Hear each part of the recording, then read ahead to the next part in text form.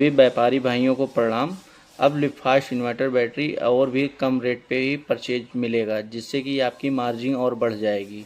जैसे कि आप 12,800 रुपये की पहले बैटरी कोई भी परचेज कर रहे थे, वो परचेजिंग अब 12,800 रुपये के जगह पे अब 11,500 के समथिंग में आ जाएगी।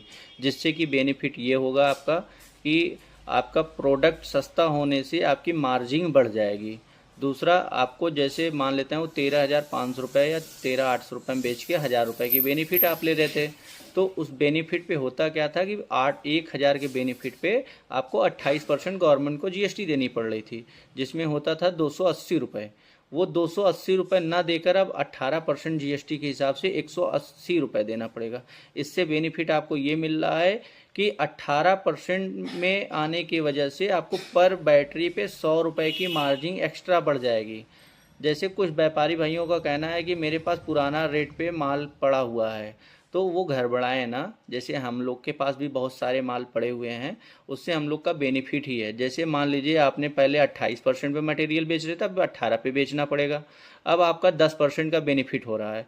वो 10% ऐसे मिलेगा, आपको जीएसटी रिबेट आ जाएगा। जैसे आप हर महीने आपका अगर 10,000 कमाते थे तो आपको 28 रुपये गवर्नमेंट को देना पड़ता था उनका जीएसटी। तो 2,800 रुपये जो आप दे रहे थे, अब वो आप 1,800 रुपये दोगे। 1,800 रुपये ना देकर वो जो आपके पास 10% पड़े हुए हैं जीएसटी, उसमें से वो रिबेट में से पैसे कटेंगे। इससे आपको ये बेनिफिट होगा कि करीब आपको 1 साल 6 महीने 1-2 साल जब तक आपका रिबेट पैसा नहीं ख़त्म होगा, तब तक आपको गवर्नमेंट को जीएसटी नहीं देना पड़ेगा। इससे हम लोग की बेनिफिट बढ़ जाएगी। और आप सब परचेज करिए और करते रहिए, कोई दिक्कत नहीं है। अगर आपको लगता है कि हमें गवर्नमेंट को जीएसटी नहीं देनी है, तो आप 22 तारीख के बाद से परचेज करिए। जो प्रोडक्ट रखे हैं उस पर आप पैनिक ना होइए और कोई भी गलत डिसीजन मत लीजिए कि कच्चे माल ले लेते हैं।